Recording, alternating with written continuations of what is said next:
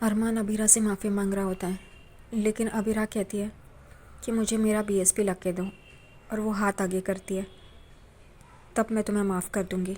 लेकिन अरमान अब बीएसपी को कहाँ से ला के दे, वो तो अब इस दुनिया में रहा नहीं। यहाँ पे अबीरा कहती है, मेरे बच्चे को आखिरी बार भी मुझे देखने नहीं दिया। वो कैसा दिखता था, उसके हाथ कैसे थे, उसकी आंखें कैसी थी, ये सब बोल रही होती है। उतने में घर वाले भी एकदम बुरा महसूस कर रहे होते हैं, रो रहे होते हैं। यहाँ पे अरमान की तो हालत बहुत ही ख़राब होती है। यहाँ पे अबीरा उसे कहती है कि मुझे आखिरी बार भी उसे ठीक तरह से बाय बोलने नहीं दिया। यहाँ पे माँ जब अपने बच्चे को स्कूल भेजती है, जब तक वो अपनी आँखों से ओझल नहीं होता तब तक माँ उसे बाय करती रहती है। लेकिन यहाँ मेरे बीएसपी को तो आखिरी बार मुझे बाय बोलने भी नहीं दिया। तुम्हें क्या लगा था कि तुम मुझसे ये छुपाओगे? अगर मुझे सच बता दिया होता तो मैंने दक्ष को भी वैसे ही प्यार किया होता जैसे मैं आज कर रही हूँ। और जब रूही होश में आ जाती, मैं उसे सौंप देती, क्योंकि मैं किसी बच्चे को अपनी माँ से अलग नहीं कर सकती। लेकिन तुमने तो ऐसा कुछ भी नहीं किया, तुमने सिर्फ झूठ बोला और मेरा फ़ायदा उठाया। तुम सच बता सकते थे, लेकिन तुमने नहीं बताया। यहाँ पे अरमान को तो कुछ कहने के लिए है ही नहीं, वो बेचारा रो रहा होता है, सब सुन रहा होता है अबीरा की। फिर भी वो अबीरा से माफ़ी मांग रहा होता है, लेकिन अबीरा कहती है तुम्हें माफ़ करना अब मेरे बस में नहीं है, मैं तुम्हें माफ़ नहीं कर सकती। अरमान उसे विनती कर रहा होता है, तभी वो कहती है कि नहीं करके, और वो जाने के लिए निकलती है। अरमान उसे रोकता है और कहता है तुम कहाँ जा रही हो? तो अबीरा कहती है अब मैं तुम्हारे साथ एक छत के नीचे नहीं रह सकती। तुमने तो मेरे पीठ में छुरा घोंपा है, और मैं ऐसे आदमी के साथ नहीं रह सकती। यहाँ पे अरमान उसे बहुत मनाने की कोशिश कर रहा होता है, लेकिन वो नहीं मानती। उसे रोकता है, लेकिन वो नहीं मान रही है। ये देख के दादी अबीरा करके चिल्लाती है और उसके पास आती है, और वो कहती है मैं जानती हूँ कि इसने गलत किया है, इसने बहुत गलत किया है, तुम्हें सच बताना चाहिए था, लेकिन तुम ये घर छोड़ के क्यों जा रही हो? इसने भी तो अपना बच्चा खोया है, ये तुमसे बहुत प्यार करता है, तुम दोनों एक दूसरे के साथ रहो। वो दादी साहब से कहती है नहीं, ऐसे धोखेबाज इंसान के साथ मैं नहीं रह सकती, और मैं नहीं निभा पाऊँगी करके, मुझे माफ़ कीजिए। उतने में ही मनीष जी वहाँ पे आते हैं और अबीरा को लेके वहाँ से चले जाते हैं। वो अबीरा को गाड़ी में बिठा रहे होते हैं। यहाँ पे सब लोग घर वाले परेशान हैं, देख रहे होते हैं। अरमान को तो अपना होश ही नहीं होता। अबीरा गाड़ी में बैठ जाती है। उतने में अरमान भाग भाग के बाहर आता है और अबीरा की गाड़ी के यहाँ अबीरा अबीरा अबीरा कह रहा होता है, लेकिन अबीरा तो शौक में है, उसे कुछ समझ में नहीं आ रहा होता है। यहाँ पे अरमान अबीरा की गाड़ी के पीछे पीछे भाग रहा होता है, अबीरा रुक जाओ, अबीरा रुक जाओ, लेकिन अबीरा अबीरा ये सब सुन नहीं पाती है, वो शौक में होती है। अबीरा की गाड़ी चली जाती है और अरमान रास्ते पे गिर जाता है। वो भगवान की तरफ देखता है और कहता है आप इतने सेल्फिश कैसे हो सकते हो?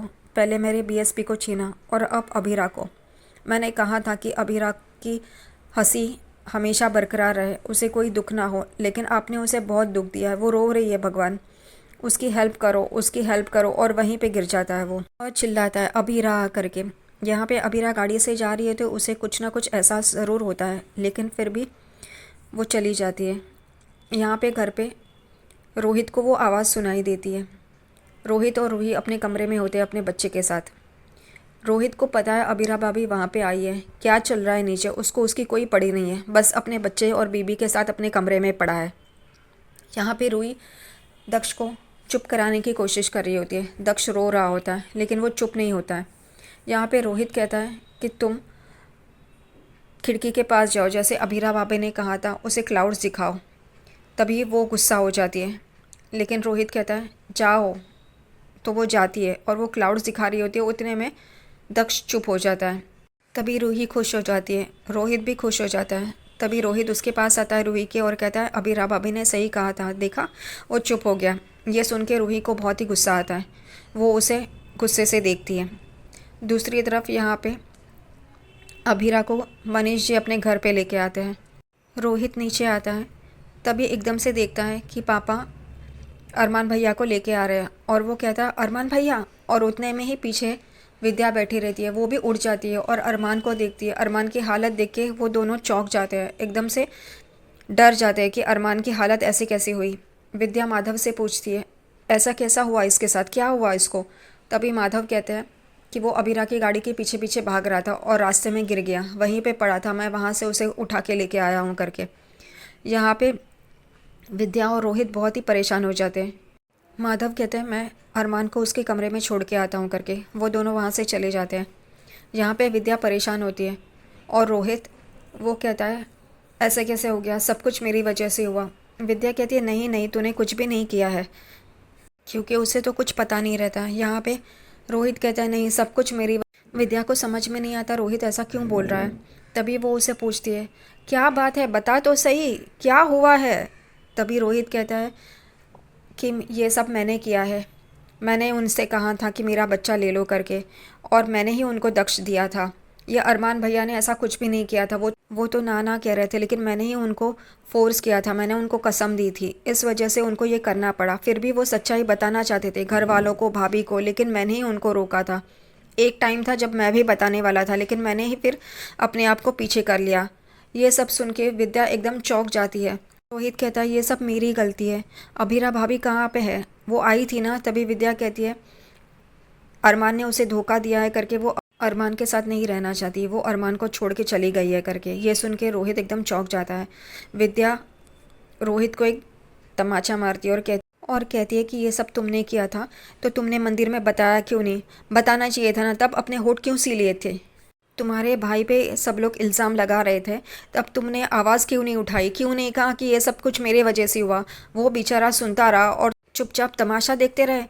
तो रोहित कहता है मैं बताने की कोशिश कर रहा था, लेकिन अरमान भैया ने मुझे बताने से मना किया। विद्या कहती है वो भाई है, उसने तुम्हारे लिए सोचा, उसका दिल अच्छा है, वो हमेशा हर किसी के बारे में सोचता है, तुम्हें बताना ही चाहिए था, तुमने गलत किया रोहित, तुमने गलत किया है ये करके। और वो रोने लग जाती है। यहाँ पे रोहित की आंखों में भी आंसू आ जाते हैं। अब विद्या को भी सच्चाई पता चल गई है कि अरमान बेकसूर है और सारी गलती रोहित की है।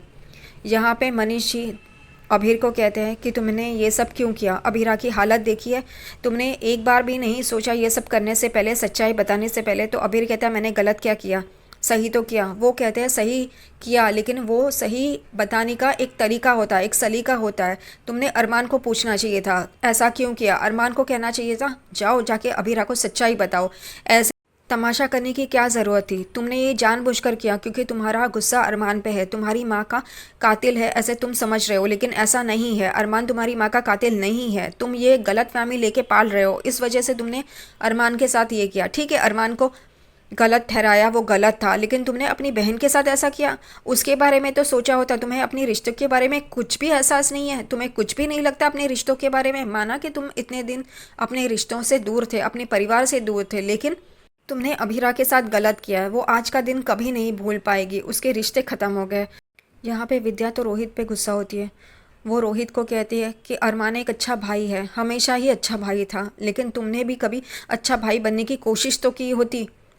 और वो एकदम से गुस्से में आ जाती है। रोहित को भी पछतावा होता है, लेकिन अब क्या। विद्या जल्दी जल्दी में अरमान के कमरे में जाती है, भागती है। अरमान यहाँ पे अपना कमरा देखता है, सब कुछ उथल पुथल रहता है।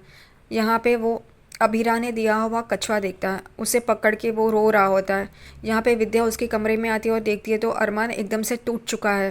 वो उसके पास आती है। विद्या अरमान का सर अपनी गोद में रखती है और उसे सहला रही होती है और उसे कहती है कि तुमने ऐसा सब कुछ क्यों किया। अरमान माँ से कहता है कि मैं ना ही अच्छा पति बन पाया, ना ही अच्छा पिता बन पाया। यहाँ पे विद्या रोते रोते कह रही होती है तुम सबसे अच्छे हो, तुम अच्छे पति भी हो, तुम अच्छे पिता भी हो, तुम अच्छे बेटे भी हो, और सबसे ज़्यादा तुम अच्छे भाई हो। ये जानबूझकर वो कहती है। यहाँ पे वो कहती है कि तुमने ऐसा क्यों किया, रोहित को क्यों बचाया करके। अरमान एकदम से चौंक जाता है। वो उठता है और विद्या की तरफ देखता है। तभी विद्या कहती है रोहित ने मुझे सब कुछ बताया। विद्या अरमान को कहती है तुमने रोहित की गलती अपने सर पे क्यों ली। तो वो कहता है कि रोहित और रूही के बीच में कोई प्रॉब्लम नहीं चाहिए, और दक्ष के बारे में तो सोचो, उसे अपने पिता के बारे में कोई गलत फहमी नहीं रहनी चाहिए कि वो उसे प्यार नहीं करते, इस वजह से उन्होंने दे दिया करके। यहाँ पे विद्या रो रही होती है। तभी अरमान उससे कहता है कि आप मुझसे वादा करो कि ये बात किसी को नहीं बताओगे। विद्या एकदम से चौंक जाती है, लेकिन उसके पास भी कोई चारा नहीं है। वो मुंडी हिलाती है। यहाँ पे विद्या कहती है तू किस मिट्टी का बना है, अभी भी तुझे लोगों के बारे में पड़ी है, तू इतना दर्द में है, तू इतना रो रहा है, फिर भी तू औरों के बारे में ही सोच रहा है।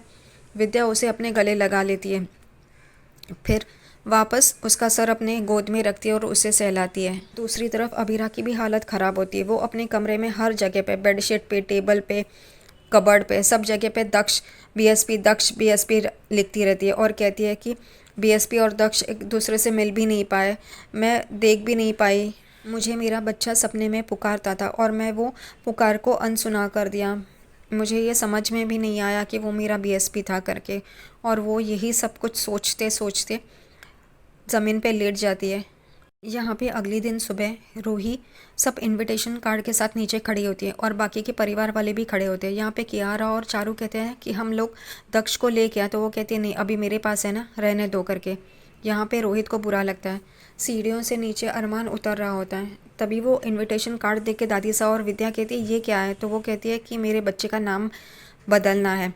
यहाँ पे विद्या और दादी सा चौंक जाते हैं। दादी सा कहती है क्यों, उसका नाम तो है ना दक्ष, तो वो कहती है नहीं, वो अबीरा और अरमान ने रखा था, लेकिन मुझे वो नाम नहीं चाहिए, कोई भी चीज़ अरमान और अबीरा की नहीं चाहिए करके, इसलिए अब मेरा बेटे का नाम रूहान होगा। तभी दादी सा कहती है वो तुम्हारा बेटा है माना, लेकिन पोदास का भी तो वारिस है, इसका हर वक्त नाम चेंज करना कैसे लगेगा, लोग क्या कहेंगे। तभी रूही कहती है कि ऑलरेडी लोगों को पता है कि अबीरा मेरे बेटे को लेके भाग गई थी, इस वजह से कोई भी कोई सवाल नहीं पूछेगा करके। यहाँ पे दादी साहब, विद्या, माधव, मनीषा सब लोग चौंक जाते हैं, अरमान भी।